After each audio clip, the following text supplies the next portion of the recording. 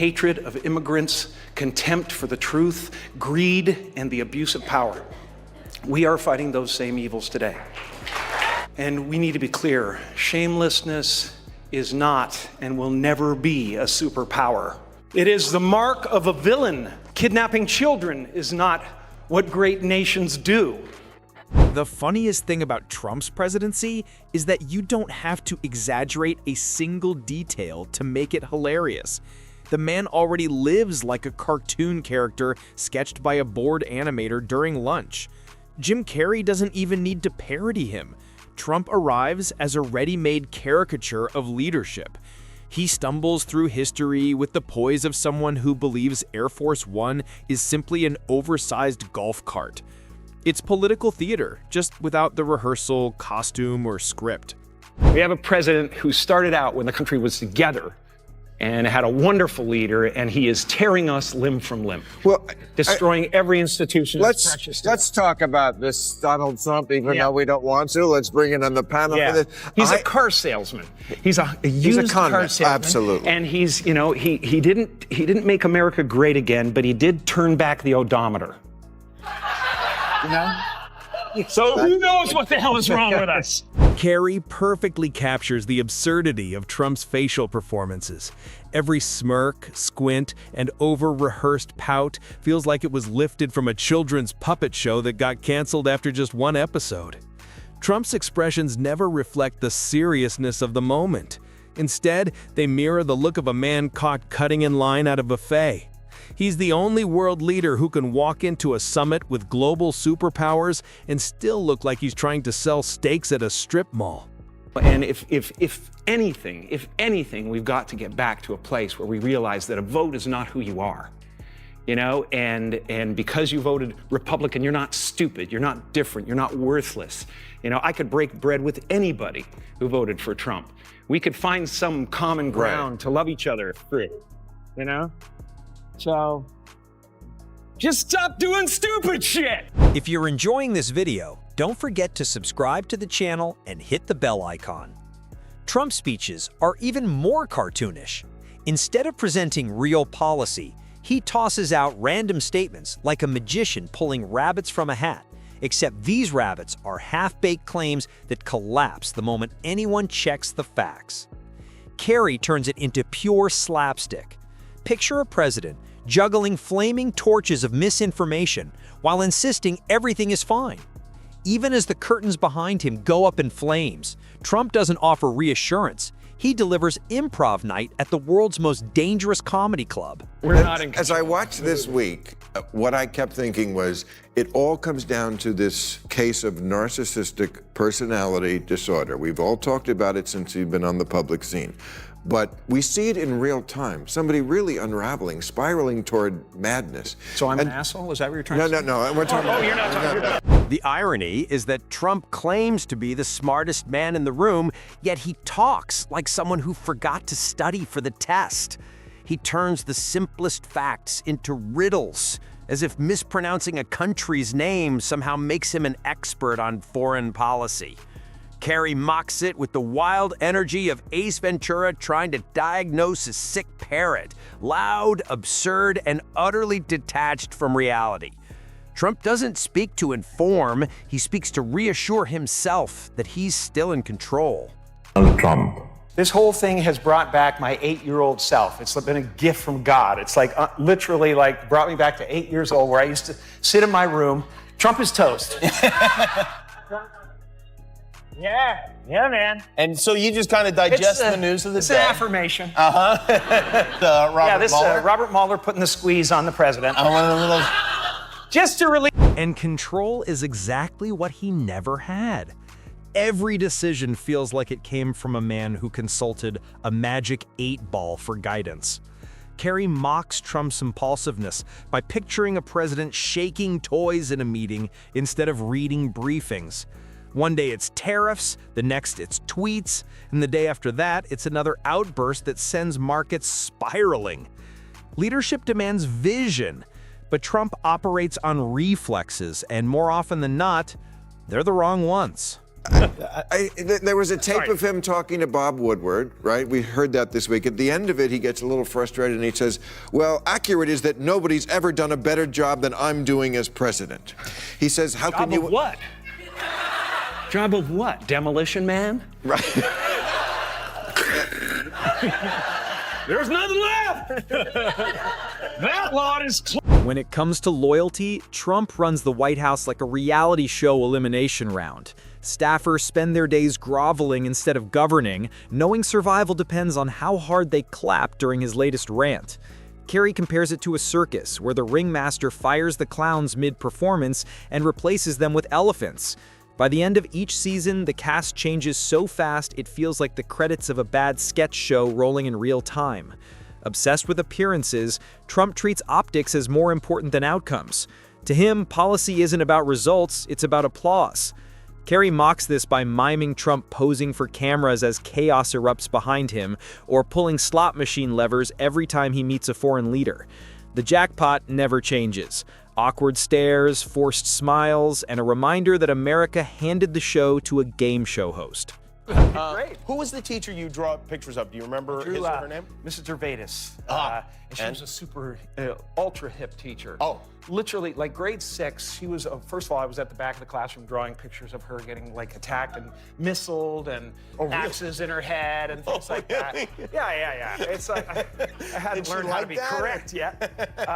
Yeah, she took them all. Oh, she confiscated them. Kind of scalded me, but not really. And then once I got famous, she sent them all back to me. Oh, she did? Yeah. Well, that's a nice It's thing like to do. She saved them because she knew what was going to happen in the world, Jimmy. She knew. She knew? She knew. Under Trump, the economy turns into slapstick. He boasts about numbers he barely understands, celebrates jobs while Americans still struggle, and claims credit for every win while blaming others for his failures. Carrey plays it like a vaudeville act, Trump counting monopoly money as the real cash disappears behind him. Scandals are his biggest export. He doesn't fall into them, he manufactures them, like weekly episodes of chaos. Carrey mocks him as a carnival barker, shouting, "Step right up, folks, new scandal, bigger than yesterday." The pandemic exposed it all. Trump treating briefings like open mic nights with vanishing scripts. Even climate change became another PR stunt, waved off like bad publicity instead of a global crisis. There, right? That even if it's not, even if he's not worth $10 billion, he must be worth like $1 billion as opposed to, a few million, or as opposed to being in debt a few million, right? He reported 100 and he was worth 5. Right. So that's the ratio of truth to bullshit with Trump. Basically, anything he says is 20 to 1. Okay? It's 20. Carrey mocks this by portraying Trump tossing a green carpet over a flood and declaring the crisis solved. For Trump, optics matter more than oceans. Perception replaces preparation. The environment isn't a concern, it's just another stage for a photo op. His rallies turn into self-parodies. Trump rants as if shouting equals truth, recycling the same lines like a comedian bombing but refusing to leave the stage. Carrey imagines him as a lounge singer who forgot the lyrics but keeps performing because the band won't stop playing. These aren't political events, they're ego shows, dressed as patriotism, meant not to inspire citizens, but to feed his need for applause. Even his war with the media is pure farce. He attacks reporters while obsessing over every headline, raging about the very attention he craves. Carrey turns it into slapstick, Trump angrily flipping through newspapers before tucking them under his pillow at night. The contradiction speaks for itself. The myth of Trump's strength collapses under Carrey's parody. In Trump's world, strength means shouting louder, pouting harder, and posing longer, mistaking bluster for bravery and intimidation for leadership.